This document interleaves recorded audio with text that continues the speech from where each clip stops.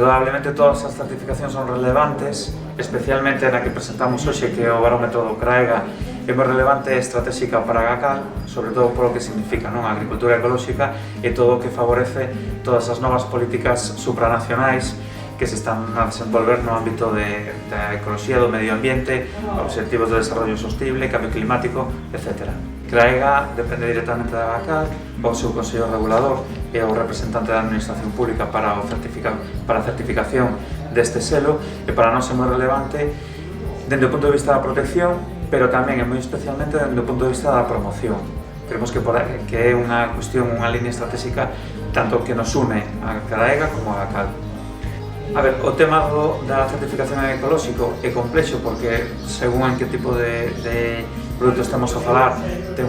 uns anos de adaptación, pero sí que é verdade que vai crecer como xa se está facendo nos últimos 10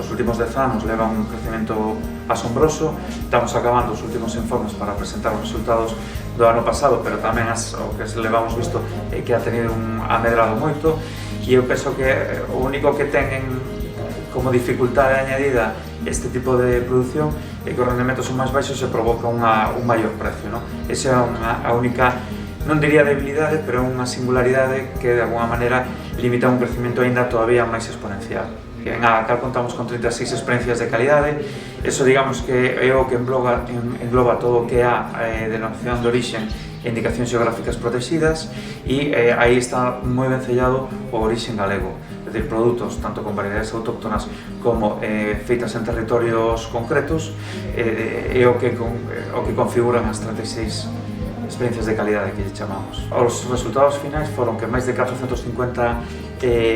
agricultores, gandeiros, puderon ofertar os seus produtos nun momento que recordemos que era un momento moi difícil para sacar os que tiñan,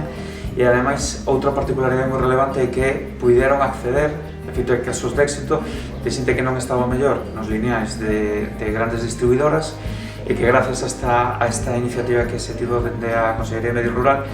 puderon vencellarse esas distribuidoras e os puxemos en contacto cos produtores e poderon aproveitar esa sinerxia comercial. Pois nos facemos varias accións, as máis relevantes referidas ao que me estás preguntar están vinculadas ás ferias, participando baixo o noso amparo